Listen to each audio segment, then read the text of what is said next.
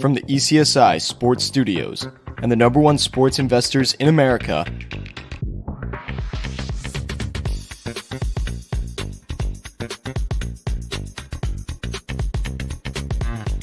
we bring you the closing bell. As the market closes, legends Jeff Dawson and Riley Magnuson bring you all the sports investing tips for tonight's matchups. If you want to learn more from the two legends at the desk, make sure you stay tuned to the closing bell.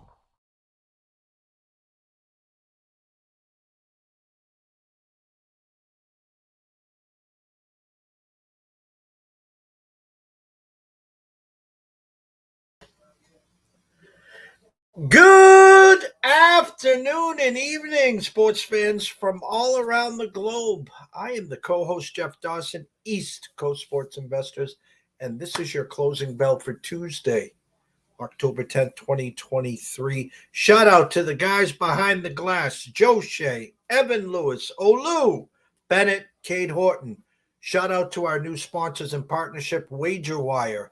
If you have not downloaded the app, shame on you. Go to where you get your apps, the App Store. Type in search, WagerWire, download it. It's for free. You can sync all your bets. There is a dozen different odds sports books where you can follow the live odds up to the second. Check out all the promos through FanDuel, DraftKings, all the big-time players where you can get bonuses, promos. If you want to join the affiliate program with WagerWire, go to affiliate@wagerwire.com. They will set you up. A lot of big-time stuff coming up with us, ECSI and WagerWire. We couldn't be happier. But tonight, we have SouthSide Riley, home of Connor Bedard, who makes his season NHL debut. I know Riley's fired up. I can see that smile in the back, ready to talk some Connor Bedard. And listen, we can't talk about the Bears, and how many weeks can we talk about the Bulls, but we can talk about the Blackhawks. So I'm only busting his chops anyway. But his birthday was yesterday, so we gave him the night off, and hopefully he enjoyed his birthday. And tonight we're going to break down some NHL. We're going to talk about his Packers last night and talk about some baseball. Currently, Astros 4-0, top of the fourth. They put up the crooked number in the first and said, not so quick, Twinkie. So without further ado, let's bring him in. The co-host of The Closing Bell, Mr. Riley Magnuson. Good evening, sir. How are you? Good afternoon, good evening, my friend. Happy Tuesday. Thank you for the birthday well wishes. Fantastic weekend up until obviously last night for my fandom's sake, of course, with the Packers going looking rather what's the word that you like to use? I'm drawing a hard blank. What's your favorite word for a bad offense? I'm drawing a blank. A bad offense. That's called the Patriots. Anemic. That's what you're. Yeah, there you go. No, that's the word I was looking for. I don't know why I was drawing a blank on that one, but no, and yeah, we can get into that. You mentioned it, Connor Bedard. The fan base is absolutely jacked. I think there's a lot of pump at the brakes that's still happening because I think we're still bottom 5 in NHL Stanley Cup odds, which obviously we're not looking ahead to Stanley Cup, but I think a lot of the fan base that's hoping to have some watchable Blackhawks is at least expecting a middle-of-the-pack team, which, by the grace of God, could, is not totally out of the cards necessarily. But it's a team that's going to be young and still have a lot of holes and a lot of growing pains. As I always say to you, I am not the resident hockey guy necessarily, but when it comes to the Blackhawks, can share at least some feelings and some vibe checks for the fan base at the very least there. So being able to watch him in the short preseason time has been absolutely electric. His highlight reel, obviously in the preseason, and I watched an interview with him yesterday, and he'll admit it himself. He still hasn't played an NHL game, but he's feeling comfortable out there. So it is very, very exciting And his highlight reel, the short amount of it that we've seen so far in the NHL, is absolutely fantastic. But they did make a few moves that they're not just planting Connor Bernard by himself onto what the ugly team that we saw from last year is. They did make a couple other moves. So I do think it'll be an improved team, but at the end of the day, a team that was not very good defensively and keeping the other team off the scoreboard is probably still going to be an issue again this year. And I think that a lot of their games are probably going to have some pretty damn high totals from what I understand. So it's at least going to be fun. The nugget I was going to bring, their preseason numbers, preseason viewership for the Blackhawks is the highest it's been in over 10 years, going back to their, if you want to call it dynasty, 3 and 5, 6 years, whatever it was. So obviously the buzz is there, and I'm excited to watch tonight and actually see him on paper here officially here tonight. So Tampa pumping the brakes, and hopefully we're not out of it here in the next month too, and hopefully we've got a long, fun season ahead of us. But at the end of the day, it's still a building season for the Blackhawks, hoping to get more young pieces as we move along after this. But nonetheless, it's a situation where if the hype is real, then we've got every reason to believe that we can be at the very least a fun team this year that's worth watching, let alone losing 7-2, 7-1, 5-0 on almost nightly basis, which obviously I'm probably exaggerating a little bit, but defensively it's been pretty ugly the last few years. So curious to see how it goes from a night-to-night basis, but the fan base is electric for Connor Bernard coming into town tonight. Shout out to Mr. Billy Hewlin. Roll Tide. Billy, you saved the season. On Saturday in Texas A&M on our earlier show, our good buddy Marty reached out to us, and I said the same to him. So good luck. Good to see. I think you're 19-point favorites against a pretty bad, anemic, I'll use the word anemic, offensive Arkansas. So you should handle them. Hopefully staying, with that one loss to the first weekend in November when LSU and Brian Kelly come in, already outdone for the season with 2 losses there. And as I was typing, I telling you to tell Rebecca we said hello and obviously hug the bride. So, Riley, it's funny, the intro, because the city of Boston is in the same boat as you, meaning the Red Sox aren't in the playoffs. The Patriots are 1-4, soon to be potentially 1-5 as they travel to Vegas. Their season's basically over. We have the Bruins open up tomorrow, right where I am right now at the Garden, against the Blackhawks, currently minus 300 against the Blackhawks tomorrow. And then we'll have the Celtics in 2 weeks. And the Celtics have been busy. We've already talked about the addition of the unicorn, Mr. Porzingis, and then the late addition of Mr. Holiday. Celebrate. And so they're looking good. As we got Smart out the building. We got Brogdon. We got Mr. Grant Williams out of the building. And so we're looking forward to that. But we have a lot of stuff in between as well. As Tina Turner saying, what's love got to do with it? Well, love has a lot to do with it. Opening day in Chicago looked like, okay, you're onto something. Shown some flashes in Atlanta, then get steamrolled by the Lions. And then last night, outside looking in, it looked like, and last year I was a big A.J. Dillon fan. It looked like Eddie Lacy revisited. He doesn't have that big step, that burst. Don't get me wrong. He can get you 2.5 yards per carry. Another thing I saw, I thought Watson looked a step slow. The tight end, the communication with Love. Now, I think the quarterback has a lot to do with it. The OC has a lot to do with it. Definitely had opportunities to win that game. Thoughts of the Packers and the Raiders last night? Yeah, I mean, as far as Jordan Love, just in a quick nutshell, I think the biggest glaring issue that has, especially after last night and now the last couple of weeks, and even in his small sample size going back to whether it was last year or the year before, And you mentioned, and you mentioned it as far as leaning towards the Raiders when we talked. I don't remember if it was Thursday or Friday going into the weekend. As without David Bakhtiari, I mean, there's a lot to like about this offensive line, but on the tackles and especially left tackle, without him, when you've got a top 5, top 10 pass rusher like we saw in Aiden Hutchinson a couple weeks ago. And you mentioned it, Max Crosby last night, who was freaking phenomenal last night. That pressure, he's not been good under pressure. You go back to, again, I can't remember if it was last year or the year before, the spot start that he made against the Kansas City Chiefs, where the defense plays phenomenal, and I think they lose 13-7, and he's under pressure the entire game, and he looks like a tin can. And then obviously he's made some strides.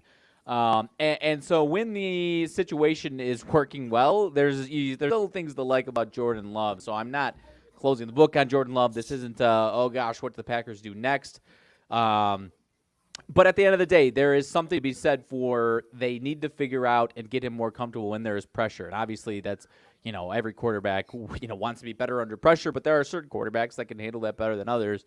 And Jordan Love has been abysmal when under pressure. And then you mentioned the rest of the cast. A.J. Dillon, like you said, you were a fan last year.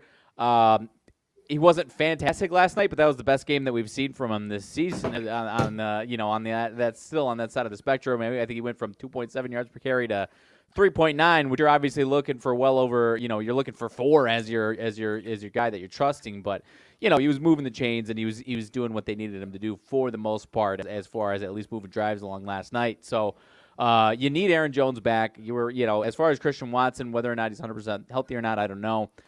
Still getting back into it, but you're right about that. But then the other side of it, I think maybe by the end of the night, and he ended up with 3 targets, but good chunk of the first half, no targets for Romeo Doubs. He gets a 1 catch, and then he comes up the last drive of the last ditch effort where they did have a chance to make a nice drive at it with a timeout and some time left, and it's almost like, well, obviously you got to be ready when your number's called, but drops a big pass on the sidelines, and it's like, well, he's not used to the ball coming to him as far as last night's case is concerned. So as far as that is concerned, especially when you have an offense that's not rolling along, you feel like you have to get him involved somehow. Get Elgton Jenkins back, which despite what Max Crosby did, does help a lot. But at least as of right now, they've had these situations in the past with whether it's Bakhtiari being out or anyone else, where they've managed to reshuffle, and maybe it takes a couple weeks. But so I do expect their offensive line to at least have better adjustments whenever that type of pass rusher comes along. But at the end of the day, it's looking ugly whenever he is under pressure right now. Defensively, you hold him to 17 points, so you can't ask for too much more. Obviously, there's still some situational stuff, though. I mean, obviously the internet's laughing at the Packers for having Preston Smith on Devontae Adams in a semi-key moment in the second half last night. That looks, obviously, it's almost inexplicable. So, at the end of the day, defensively, still played solid for 4 quarters, 17 points. If you're telling me the Packers are putting up holding the Raiders to 17 points, I'm probably going to say that they're going to win that game, at least on paper, coming into that as an optimistic fan to some degree there. So, defensively, again, still a lot of scenarios and situational football that they need to improve on for whatever reason that they aren't figuring out. But no, it hurts because as someone who doesn't really have much faith in Josh McDaniels, you don't like to be losing that type of game, especially when you're 2-2, trying to going into the bye week, have a chance to get out of the bye week and be 4-2. So not throwing out the season necessarily, but obviously it's not a team that you're looking at as a team that can make a deep playoff run by any stretch. I don't know what would have to change to get to that point, but I don't. I mean, it's fair to say that that's not really in the cards here. So, the ceiling is obviously a 9, 10. Even if that's crazy optimistic, you can stop me, but. For the fan that's watching it, the optimism is still 10 wins, maybe making the 6-7 seed in the playoffs and a first-round exit or something like that. But I still think it's at minimum team that's going to be right around 500. So we'll see what happens. If they're losing to Denver out of a bye week and still having those same type of head-scratching issues and can't get their offense moving, then we're definitely pressing the panic button as far as a 2-4 season is concerned out of 2 winnable games on the road. But at the end of the day, it's kind of accepting who they are. But Also feeling optimistic that they can look better in certain areas. But at the end of the day, it's going to have to be a full season defensive effort if they're really going to go anywhere this season. I hate when I'm right, and I don't consider myself, like Mike Lombardi. I don't consider myself like Adam Kaplan, or Greg Cosell when it's breaking down film. I mean, my job is to read the market. Obviously, my love affair for fantasy football. The horse collar tackle cost the Packers Yeah. six points in that touchdown, and of course cost me. I had Watson in a couple spots last night. But when I talked to you earlier, late in the week, and I says Max Crosby will be the key. He is disruptive force.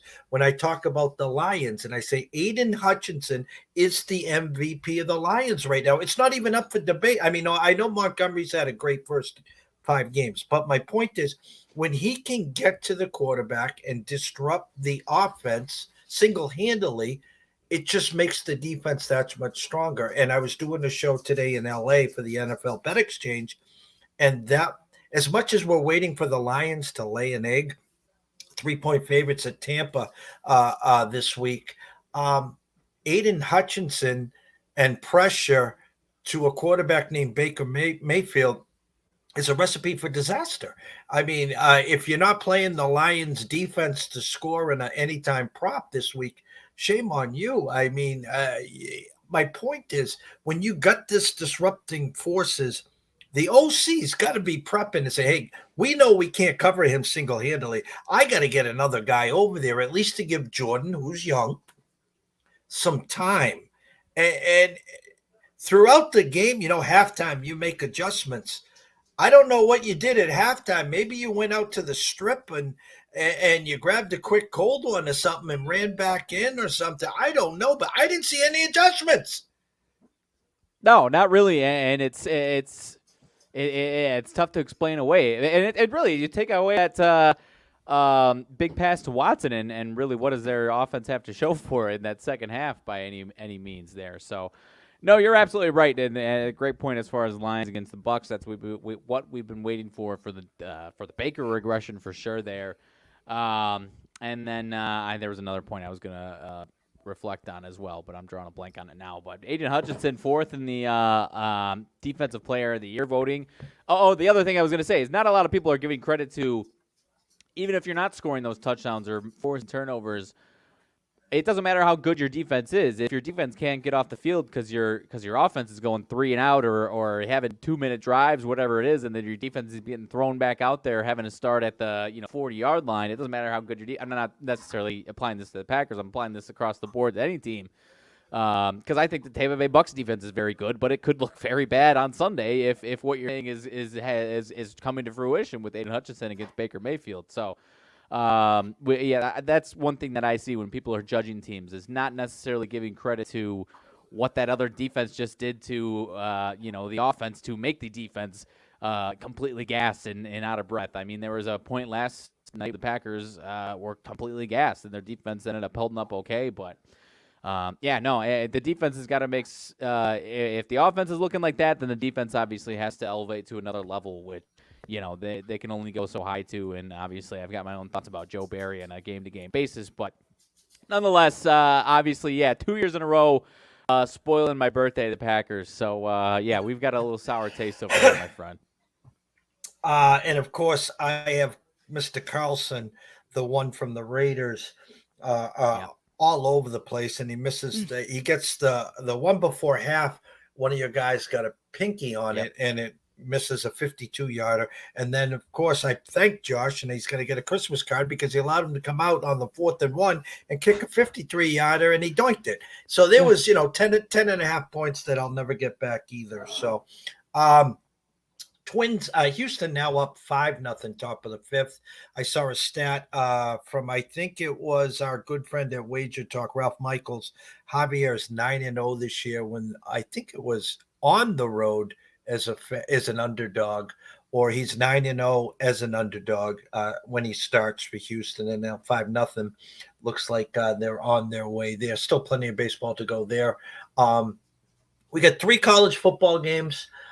We have 2 NHL games and 1 baseball game left. So if we want to break those down, go over them, and see what we got tonight. Yeah, sounds good to me. I mean, I'll do what I can with the NHL, but you know me there. But we can start over there. Actually, one's getting started now, so we're losing one of them. We got an early one on the East Coast over there. Predators and Lightning already getting started there. So I don't know. I mean, obviously, Blackhawks fans are going to be chomping at the bit to get some action out of the Blackhawks. But if it comes to fruition, then obviously they're going to have a nice payout. But I think a lot of these props are kind of leading the Blackhawk faithful probably into some tough waters potentially there. So I'm just trying to pull up any side stuff as I'm talking here. But I don't know. Any thoughts that this Blackhawks game could be close, or is this going to be more of a showing who's boss situation from Sid the Kid and company as opposed to a Connor Bedard coming out party? We've got Bedard plus 150 anytime goal scorer. I think Sid the Kid 125. And then I think the puck line minus 1.5 plus 1.5. Penguins plus 105. Any thought this one could be a close one for my Blackhawks, or is this one going to be ugly? Had Andrew on at 3:00 from Wager Talk talking about this game. My overnight number was Pittsburgh minus 240, Chicago plus 199 with a 6.5. Currently at Circa as we speak, down to 244. Actually, I'm sorry, up to 244. You can grab the Blackhawks plus 220, a 6.5 over 25. How I break this down simply initially is I look at their team totals. You can get Chicago over 2.5 minus 125, or the Pittsburgh over 3.5 minus 155. So they want to tell you two things, that they're telling you, or they're giving you the carrot that Pittsburgh's going to score 4. And now they're looking at Chicago and saying, well, Chicago's going to score 2. Are they going to score 3? So is this a 3-3 overtime? Is this a 3-2 empty netter? How do I get into this game? We talked about regulation with Andrew. You talked about the puck line. I think some people will use the puck line. Hey, you're going to give me plus 5 cents and rely on the empty netter. I don't like to obviously dig into a 55-cent juice price on the first game. I'll play contrarian on your Blackhawks side. Blackhawks under 2.5 goals plus 105.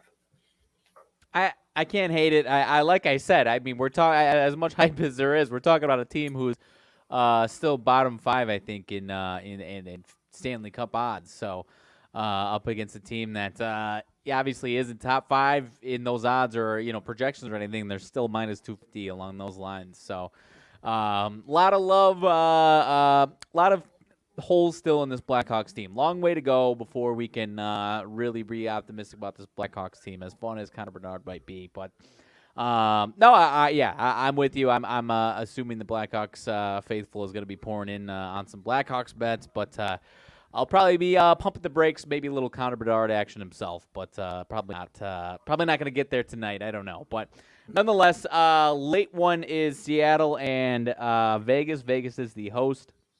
Vegas in at the Monday night game, hoisting the cup in the crowd last night. 170 I'm seeing here, at least on this book that I'm looking at here, for the Vegas Knights. Quite a bit of public side as far as the Knights is concerned. Any thoughts that the Kraken can hang in this one and maybe pull off an opening night upset on what I assume is right there? Or maybe my overnight number. Yeah, my overnight number was Vegas minus 170, Seattle plus 148 with a 6 flat. Currently at Circa 157 minus for the Knights, plus 143 for the Kraken, 6 over minus 15 cents. Let's just say that the Kraken, the big public trendy dog for the night, Their team total 2.5 over -25 cents rings a bell like the Blackhawks. And here's the funny one: Vegas team total 3.5 juice under -20 cents. So as we always break down, looking for value, looking for plus money when we can. If you like Vegas tonight, why would you lay 157? Why would you lay 160? Why would you worry about regulation? Why would you worry about minus a goal and a half and an empty netter when you can tell me very simply, if Vegas scores 4 goals, I get even money. It doesn't matter if I lose 10-4 or I win 4-0. Get me to 4 and I'm a winner. So now what's that do? Well, Jeff, 3-2, late third period, goalie pulled, you get the empty net goal. There's your 4.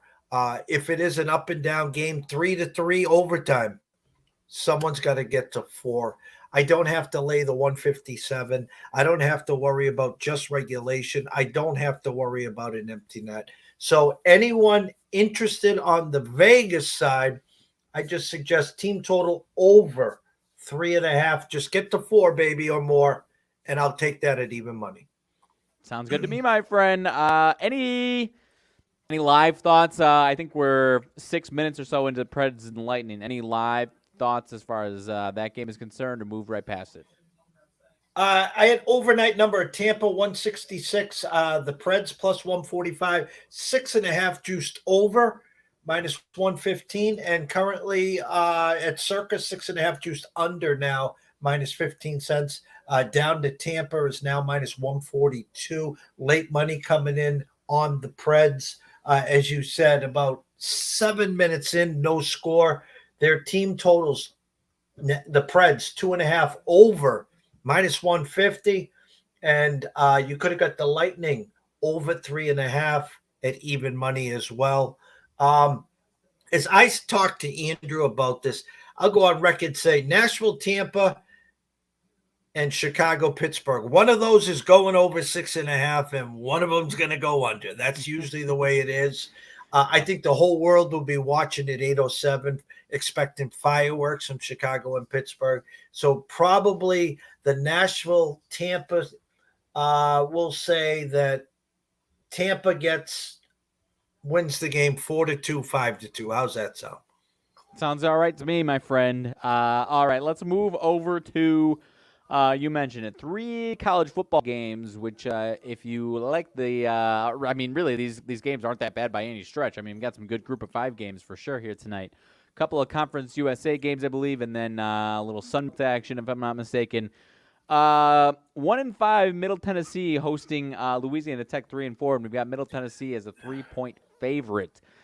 Is there going to be some confusion while people see that situation there with the 1-5 team, or you got a home team in Middle Tennessee who's obviously had some success in the past? They've had a hell of a schedule to this point.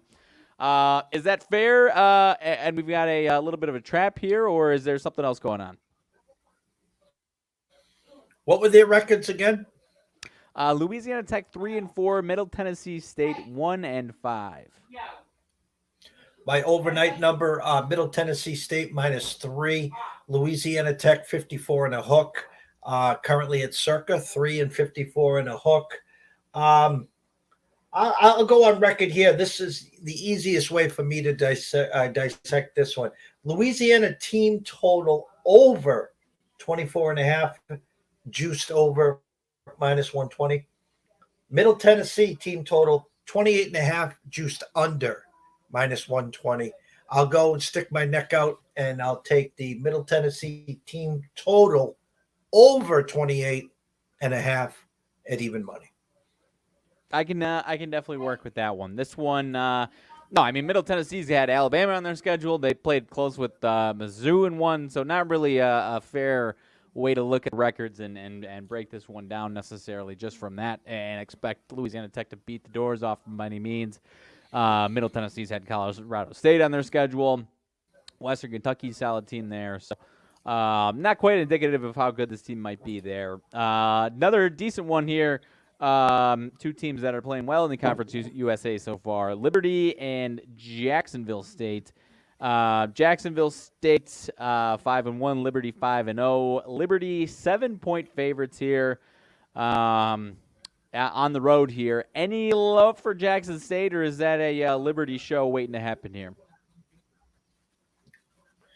It's funny. My numbers were 5.5 with a 56.5. Publix running wild with Liberty up to 5 and 58.5. If I remember correctly, last Thursday, Jacksonville State getting pummeled at half and had a huge second half to come all the way back and win that game.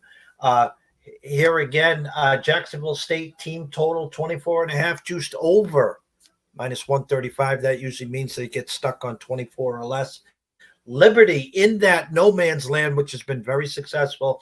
I got a 32.5 in one spot, 33.5 in another. So I won't take the spread. I won't worry about how many points Jacksonville State scores.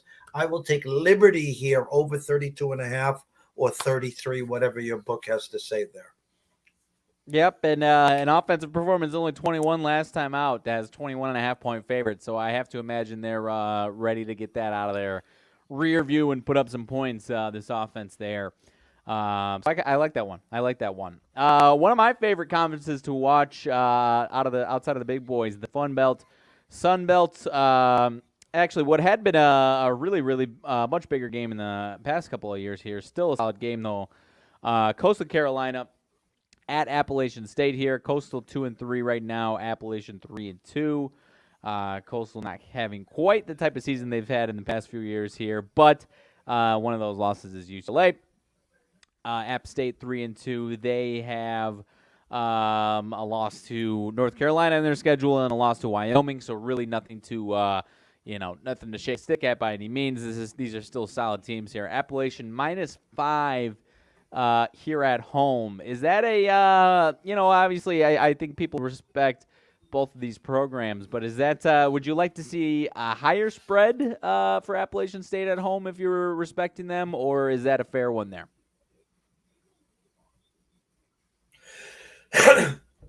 I think all the love from Coastal Carolina the last couple of years, and let me just tell you from a betting perspective, this Coastal Carolina is not that team from the last couple of years.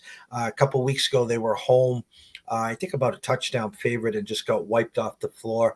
And I think we had them in one spot this year. We had a team total over, and I think it was like over 31.5, and I think they might have had 13 or 17 points. So my true number was 6. No, I'm sorry. My true number, was 6 with a 60, down to 5 with a 61 at circa. Team totals. Coastal Carolina, 27.5, juice under minus 20 cents. So the thought process for most people is, well, they can get to 28 or 30. They didn't stick it at 28. It's 27.5 for a reason. So my eyes tell me that Coastal Carolina will get stuck on stupid at 27 or less. And then again, you got the App State on the 33.5, but it's juiced over minus 120. So my eyes tell me that most likely App State will be stuck at 31 or less. So I would stay away from both team totals there. I think the way my eyes read this correctly, you're probably looking at a 31-24 game. Because if they get to 33, that would be that 33-26 game. So initially, that's what they had. Vegas had that 33-27 game to start. Actually, they gave you 33.5. So there you go. There's your final score right there, Riley. 33-27 App State. 33-27. Yeah, that what's that? Final of 60 then? Yep. So no, I can get behind it. You got Coastal Carolina, who's had some totals up higher than this, and you've got App State, who combined was an 81-point game last week, and we're sitting at 61.5. So I could see exactly what you're saying, and even a game under as well, which your final score would be a game under. So no, I like it. This conference has given some good fun and some good enjoyment and good bets. So. Glad to get some early week random college football to hold us up to the weekend. So Those are some fun games to watch if you're trying to get some college football action in there. Switching over to baseball, Astros. I can't remember if they were up 4 or 5 when you last said, but they were up 5-0 in the bottom of the 5th now at Minnesota. Not as good of a day for Sonny Gray, as you mentioned, with Javier over there. As far as that series is concerned, assuming Houston holds on, Joe Ryan on the mound for the Twins, I believe, tomorrow, and I didn't see who was listed for Houston. Is this one ended in 4, or is Minnesota going to give them a run for their money? Assuming, obviously, this game here stays as we see it here. I had my mind, I had Minnesota splitting in Houston, and I actually, in my mind, we have Minnesota in the series here. Plus, I think it was 135. I think we got it at this weekend. I didn't think it was going to get back to Houston. So surprised with the start here. It's not over, but it's looking like the Astros made a statement saying, hey, we're either wrapping it up here or we're going to get you back at Houston. I think this, if the score holds up, obviously, I think this series goes 5, Riley. Yeah, I'm with you, and I'm trying to decipher who might be available on Friday. If Verlander doesn't go tomorrow, then I guess Verlander is available on Friday. I maybe you could see Verlander, but either way, you're going to get Verlander and or Valdez these next couple of games here, or at least one of them. So that's, obviously Houston's not too upset to have either of those guys on there, where, regardless of what you think of Verlander at this point. But no, I like it, and I like Joe Ryan to have a nice day tomorrow, and get it back to Houston there. So I'm not sure who's going to be for Houston tomorrow, but before we can see what's going on, that's going to be the early one. I don't know what the rest of the slate looks like, but that's an early one tomorrow, even earlier than today's case. So moving on to tonight's game, 7:03 my time, 8:03 yours. Baltimore and Texas. Texas up 2-0. The darling Baltimore Orioles on their last bullet here. If they can stave it off, they'll be on their last bullet for 3 more games here. Eovaldi for the Rangers, Dean Kramer for the Orioles. Eovaldi we've seen once pitch fairly well against the Rays in that wild card round. 6 2/3, 6 hits, 1 earned, no walks, 8 Ks. And Dean Kramer, I don't believe we've seen since September 28th against the Red Sox, where he was very good. Are we thinking these pitchers are going to stay hot? We've had aside from the 3-2 game, this Rangers offense has been great in 3 out of 4 games here in the postseason. Baltimore obviously kind of on that, as we said, last bullet, last ditch effort for their offense and for Dean Kramer here. Are we getting this one extended, or is this one? Are the Rangers closing this one tonight with Eovaldi on the mound? I'll just say this so far in the MLB playoffs. If it wasn't for the rally by the Braves, the teams waiting to play this second rounds would have been 0-6. And you look now, the Dodgers on life support, the Orioles on life support. The Braves basically staved off what would have been probably elimination in Philadelphia in the next 2 games. So they're 1-2. There would have been talks that, they were talking about the 5 days off. It's funny because teams would die to have 5 days off because you get rested and you can set your pitchers up. Well, they're saying that the 5 days off is really screwed up the offense, and that they can't get into flow, they can't get into rhythm. When I sent out the first alert a week ago of the Diamondbacks to win the Brewers series, we had the D-backs over the Brewers, and my caption was, could be the Diamondbacks could be last year's Phillies, I said. And they go and sweep the Brewers, and now they go and they win the first 2 games against the Dodgers. They're 4-0 in the playoffs and haven't played a home game yet. And the Rangers right now, same thing, 4-0 and haven't played actually, no, did they host? Hold on. Who did the Rangers start with? No, you're right. They were at Tampa. Tonight's their first home game. Yeah, so they're 4-0 on 4 road games. So MLB is crazy. I look at this game, and the team totals. Okay, let me go to the numbers for a second. Let me give you my spreadsheet opening number, and then I want to say something about this game, which really make it real tricky. My opening number was overnight was Rangers 131, Orioles plus 118. Right now it's circa 139.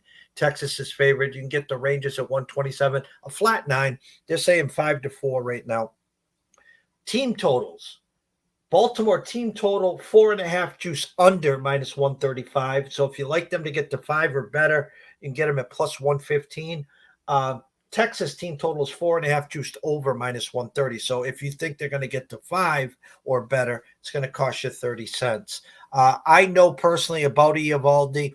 He is an amazing bulldog. Get him into a playoff situation, and he just gets stronger. Now, this is a Texas team who once had DeGrom, once had Max, and they're one game away from being in the ALCS.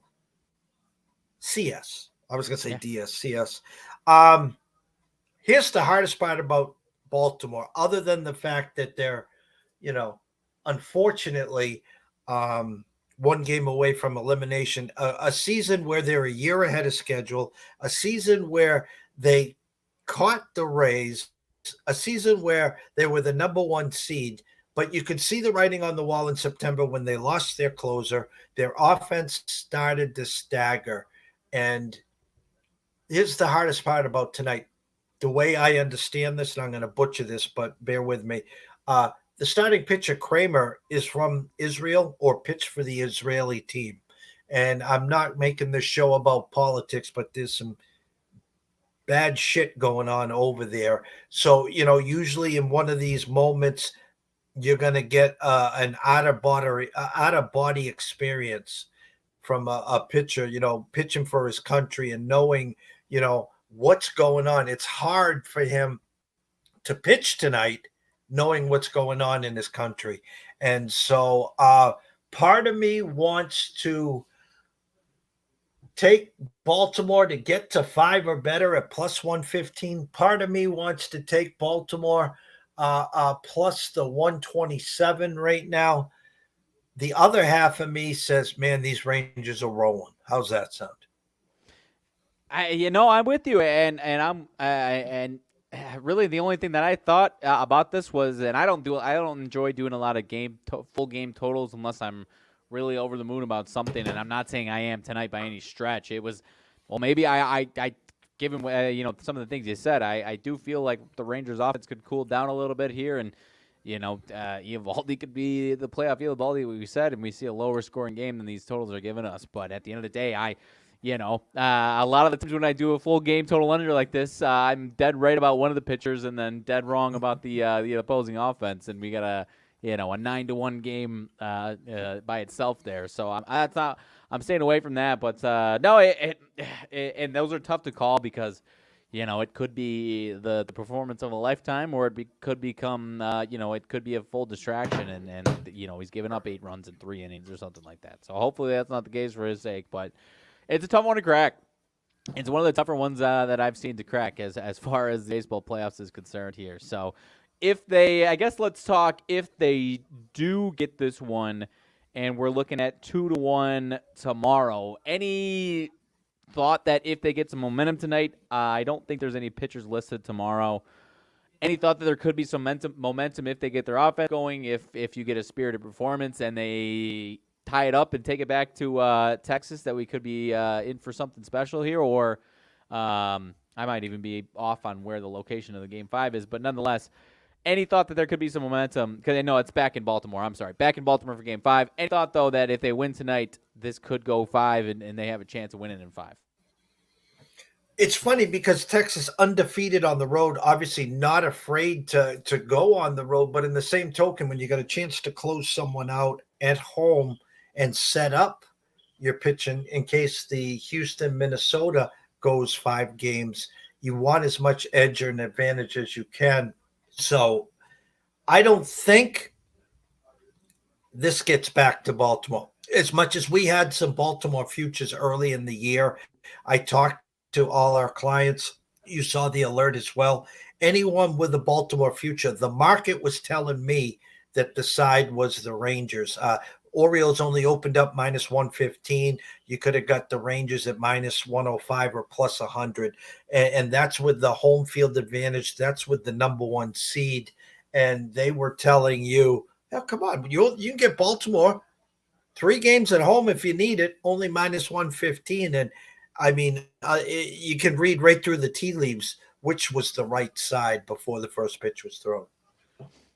Yeah, no, and I'm glad you brought that up because you and I were in full agreement on that one coming into this one here. But and the other part, I mean, you mentioned they're a year ahead, and you know this has been a good pitching staff from start to finish of the season. But when you get to the playoffs, they still don't really have the the guys that are putting fear into that other team yet. So if they can go out and get a top of the line starter that you can trust for a deep playoff run, then obviously they're going to be considered as a force to be reckoned with next year if they can't do it here this year. So interested to see. Obviously, again, I've been rooting for them. They're a fun team to watch. So curious to see what happens there. But I don't think I have too much else here. I pulled it up here. Twins and Astros, bottom 5. Twins bases loaded, 2 outs.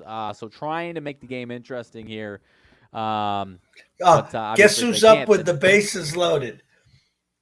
I've got 2 outs here. Royce Lewis is who I see. Mr. Grand Slam himself. Wouldn't that just be poetic if he hit a Grand Slam here? I think he's got 5 in the last 6 weeks. Quick question before we leave. A miraculous comeback by the Braves. Crazy ending with the double play. Momentum shifts back to obviously the Braves, but we know how crazy the Phillies park is. I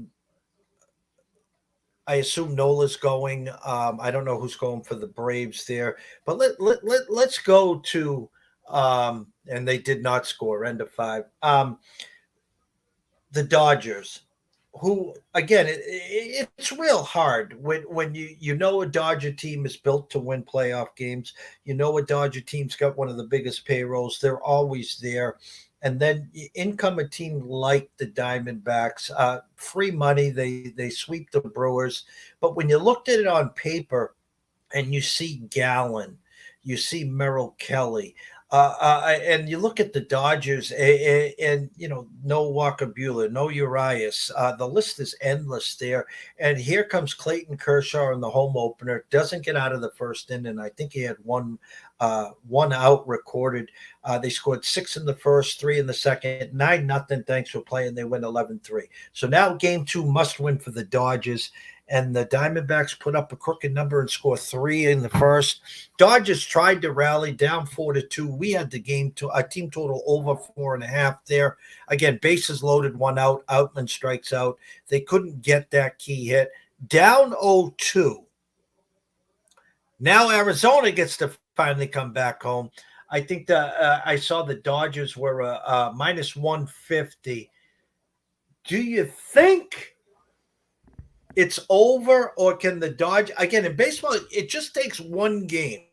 Like in baseball, like the Braves, for instance, they get shut out game 1.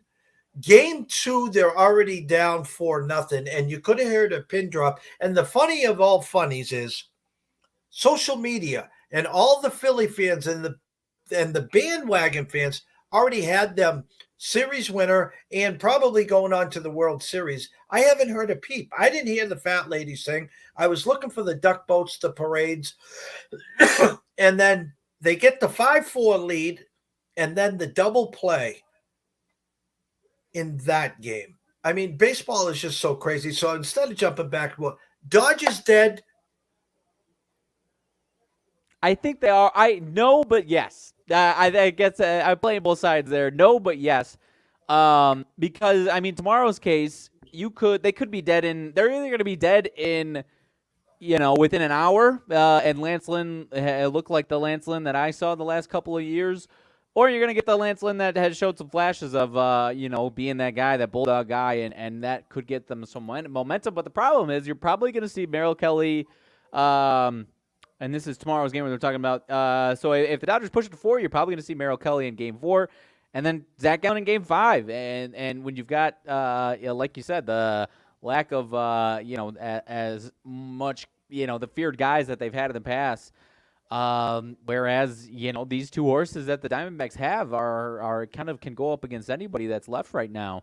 I'm going to say yes, and I'll lean towards maybe Lance Lynn, not having his best stuff tomorrow, and it's if they win, they're going to have to do a lot offensively as well. So even if they do, I think that'll give them a ton of momentum that they can win tomorrow with Lance Lynn if he puts up a good performance. But then you still got to go up against, you still got to beat both, most likely Merrill Kelly and then Zach Gallen. So I'm saying it's over as far as we're looking at it right now on Tuesday afternoon.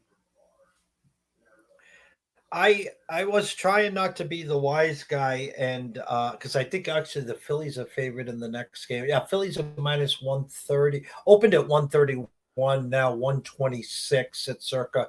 Get the Braves at plus 115 tomorrow. What who do you have for starters tomorrow? I assume it's Nola, right? I see Nola. I don't see anyone for the Braves yet. So yeah, just Nola is all I see there. Hoping maybe it's either Glavine, Maddox, or Smoltz. I'm hoping one of those three can get the start tomorrow. So that series probably ends up going 5 as well. Yeah, as the Dodgers, let's just say this, tongue in cheek.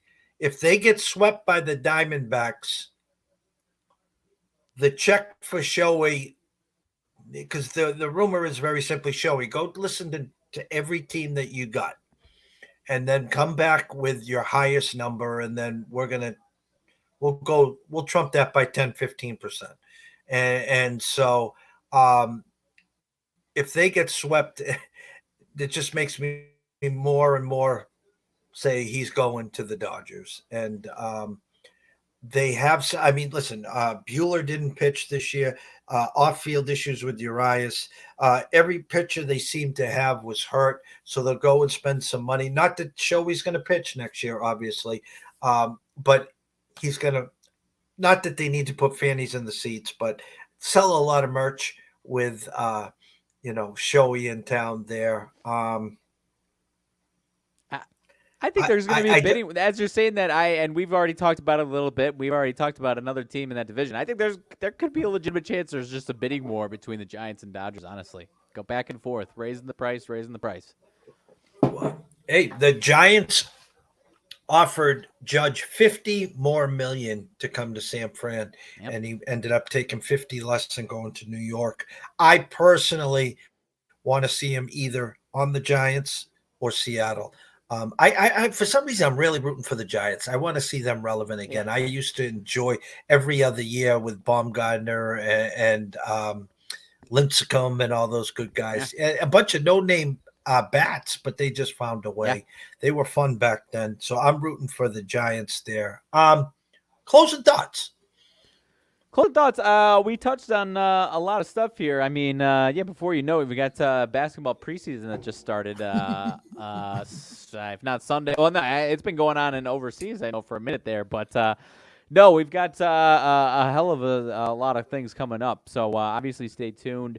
We've got college football coming down the pipe as well. Plenty of stuff going on. So, I don't have too much to add. I think golf is really the only thing that we don't have too much on the horizon up until January, February, March, which I know you and I have we've had a lot of success in the entire golf season since you and I have been talking. But personally, early season golf is one of the sports betting spots that I circle on the calendar because that's one of my favorite spots on the year for me in golf there. So, but nonetheless, we've got you're seeing clips of Tiger lately, so that's always fun as far as the golf world. So.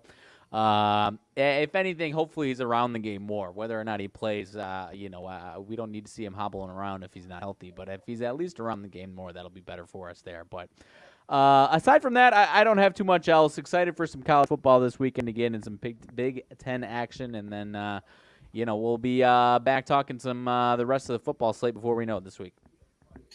Anyone that is going or was going to bet the total in the Baltimore Rangers game, I'm getting some numbers and some flashes from the offshore books dropping to 8.5. So if you were going to bet the under, you better run to your book now and still get 9.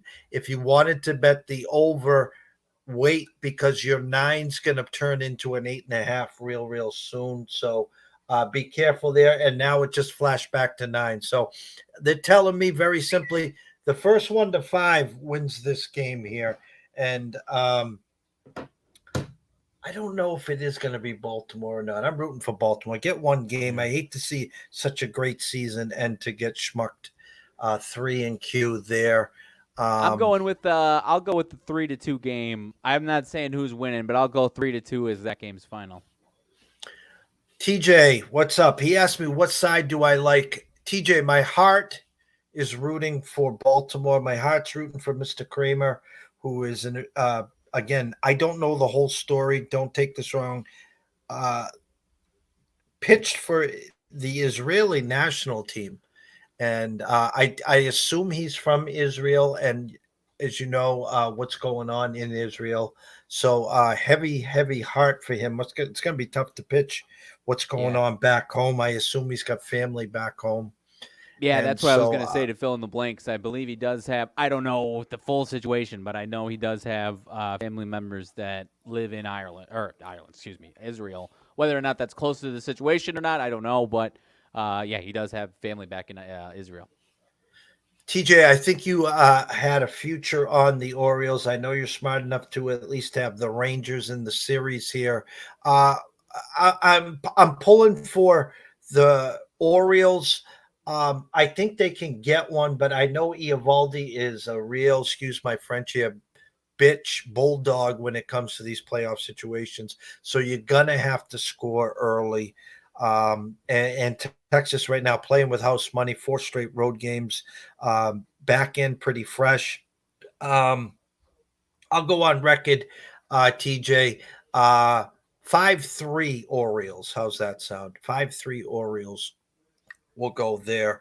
An amazing night for you have the Rangers too. There you go. Didn't touch series though. All right, smart man. No, that's all right. If you had both, you're fine. Market, as you know, TJ, you heard me talking. The market said Rangers, but if you had both futures, that's great because now we're going to be able to do some work with you to get you at least paid out for the ALCS as well.